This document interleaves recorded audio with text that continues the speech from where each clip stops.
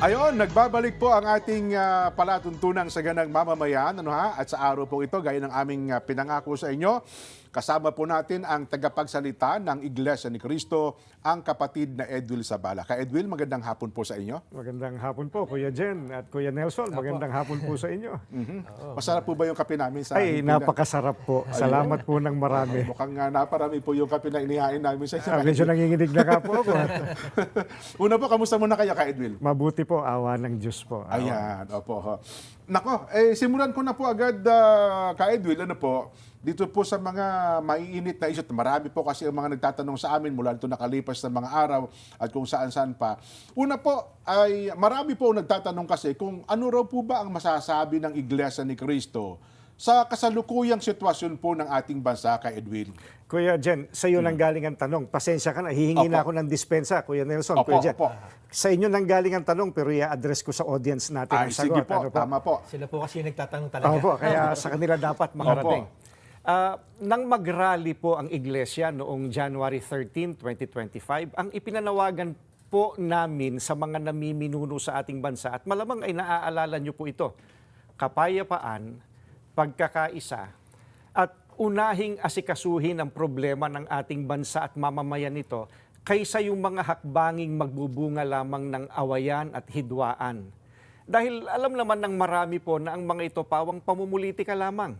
Ang nakakalungkot po ay yung panawagang yun ng Iglesia ni Cristo tila hindi pinakinggan ng mga kinauukulan. Kaya nga po, Kuya Jen, nangyari yung mga nangyayari ngayon. Ayun, mahirap talaga yung hindi nakikinig, no?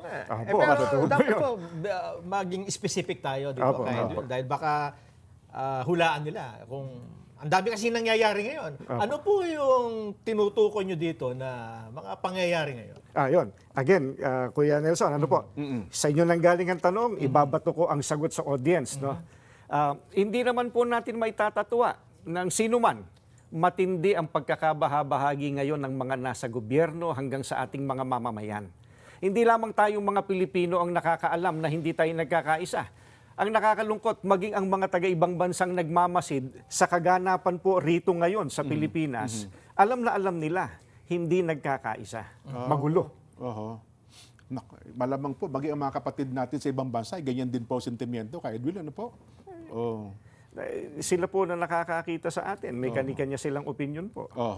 Nako, mabuti po, nabanggit niyo po yan, Ka Edwin, Ngayon po, ano po ba ang posisyon ng Iglesia ni Cristo sa usapin tungkol po sa dating Pangulong Rodrigo Duterte? Ayan po, we come to the crux of the matter. Yes po, opo. Para po sa mga kababayan po natin, ang posisyon po ng Iglesia ni Cristo ay ito. Kung ano ang tama at kung ano ang nasa mga batas natin, yun sana ang dapat pairalin. Huwag po itong pilipitin para umayon sa nais ng sinuman. Hindi po sumasang-ayon ng Iglesia sa anumang hakbangin na hindi naaayon sa mga batas ng ating bansa. Sapagkat ang batas po ang salalayang nagpapanatili ng kaayusan sa ating bansa. Kapag ang batas ay binaliwala, ay nagbubunga ito ng kaguluhan, hidwaan at kawalang hustisya. Alam niyo po iyan. Sino mang Pilipino o mamamayan ng ating bansa na may ginawang paglabag sa ating mga batas, dito dapat litisin sa ating bansa. Bakit po? Sapagkat gumagana naman ang sistema ng ating hustisya. Hindi po natin sinasabing wag litisin ang dating Pangulo sa mga iniaakusa laban sa kanya. Ang saganang amin po, nagtitiwala ang Iglesia ni Cristo sa integridad at kakayahan ng hudikatura para pagpasyahan ng ganitong bagay at usapin. Ang mga hukom natin ay may kakayahan po na gampanan ang kanilang tungkulin, na ipataw ang tamang hustisya at pairali ng katarungan sa lahat ng sandali. Kaya, hindi natin dapat isuko ang soberenya ng ating bansa sa iba. Yan po ang posisyon natin. Ayun, malinaw na malinaw. So, Nelson, wala palang kinalaman Ang napanood ng buong bansa at ang tanging tanong, bakit natin isinuko ang isang kapwang Pilipino? Kung ang iyong kapatid ay inuusig, ipapasa mo ba sa kamay ng iba? Para bang wala siyang sariling bayan? Na para bang hindi na natin kayang humusga sa sarili nating tahanan.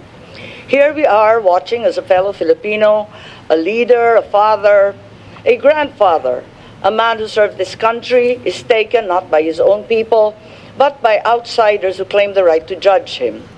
Hindi binanggit ni Pangulong Bongbong Marcos ang pangalan ng kanyang kapatid na si Amy sa campaign rally sa Cavite. Sa kanyang talumpati kagabi, inisa-isa ni PBBM ang pangalan ng mga kandidato ng Alyansa para sa Bagong Pilipinas.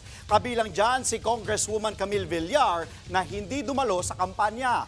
Absent din ang re-electionist na si Senator Amy Marcos pero hindi siya binanggit ng Pangulo. Wala pang pahayag ang Malacanang tungkol dito. Isang araw bago yan, naglunsad ng investigasyon si Senator Amy tungkol sa umano'y illegal na pagkakaaresto kay dating Pangulong Rodrigo Duterte.